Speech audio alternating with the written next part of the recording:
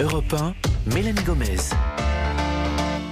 La santé et le bien-être, c'est sur Europe 1 et nous sommes avec vous depuis 15h. Toujours à mes côtés, le docteur Jimmy Mohamed. Et pour cette dernière séquence de l'émission, nous sommes rejoints comme tous les jours par Catherine Blanc, sexologue et psychanalyste à Paris.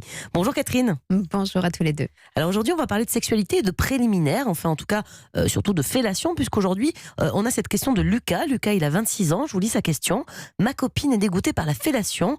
Comment lui faire comprendre que ce n'est pas malsain comme elle semble le croire? Alors Catherine, Lucas, il est jeune, il dit qu'il a 26 ans. Il nous dit pas depuis combien de temps il est avec sa copine, mais est-ce que la fellation au début de la sexualité, même après d'ailleurs, c'est souvent un problème pour les femmes? C'est un problème pour les femmes ou les hommes, puisque ça concerne aussi les homosexuels. Donc, ça peut être tout à fait problématique. On peut comprendre quand même que le corps de l'autre, qui plus est dans une zone qui est une zone, puisque le pénis est l'organe de la sexualité, mais il est aussi l'organe de la miction. Donc, on peut comprendre très bien que ce soit pas nécessairement facile de l'approcher de son nez ou de sa bouche, et de ses yeux même, le voir de près. C'est pas nécessairement quelque chose qui est confortable pour tout le monde.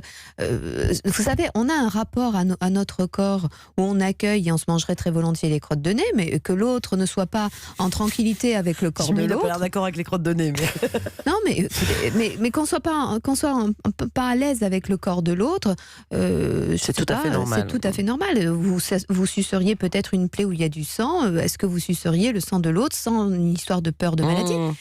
Il y a une idée de ce que contient l'autre qui n'est pas confortable. Au 17e, c'était les humeurs, c'était les trucs noirs. On prenait des sangsues pour enlever le mal, comme si on était avec plein de choses noires et sales à l'intérieur de soi, qu'on confondait avec la maladie. Voilà, on garde ce genre de rapport au corps de l'autre. Jimmy ?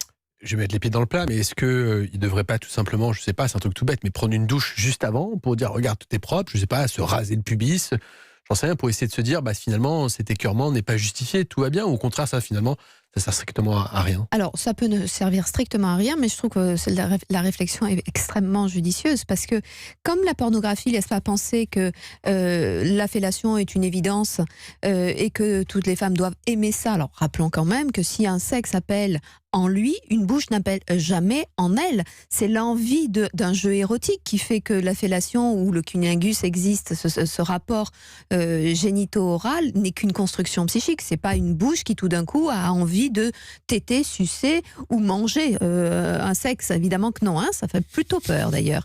Mais le fait est que c'est dans tout ce processus d'approcher le corps de l'autre qui doit évidemment être entendu aussi par celui qui a envie d'être sollicité de telle manière, et ne pas oublier que c'est un organe de miction, que tous les hommes ne sont pas circoncis, que donc le prépuce garde l'odeur des petites sécrétions qui sont renfermées, qui sont fortes, puisqu'il y a des petites glandes à la base du gland qui font une espèce de petite crème odorante et qui lubrifie au niveau du prépuce. Tout ça n'est pas agréable nécessairement pour tout le monde. Donc se laver est la première des choses, et les hommes ne savent pas toujours que leur pénis est odorant.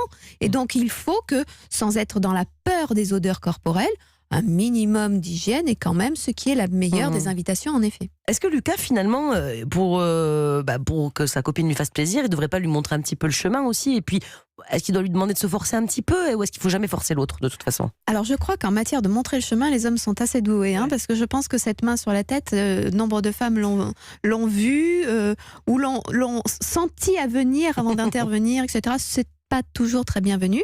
Je pense que... Alors, comment il peut l'amener à avoir envie, éventuellement? Je crois que si elle est dégoûtée, elle est dégoûtée. Après, c'est dans les rapports et dans l'inscription de la relation et la qualité de la relation que tout d'un coup, les choses se font. C'est aussi peut-être en osant lui faire un cunnilingus qu'elle verra que peut-être que non pas la contrepartie obligatoire, mais que s'il n'en a pas peur, puisque le corps féminin a aussi des sécrétions, peut-être qu'elle peut aussi oser. Mais encore une fois, d'abord, l'appellation, je rebondis sur ce que vous disiez tout à l'heure, n'est pas un préliminaire, c'est déjà de la sexualité. Et 2, la fellation n'est nullement obligatoire pour avoir une sexualité épanouie. Merci beaucoup Catherine pour tous ces conseils.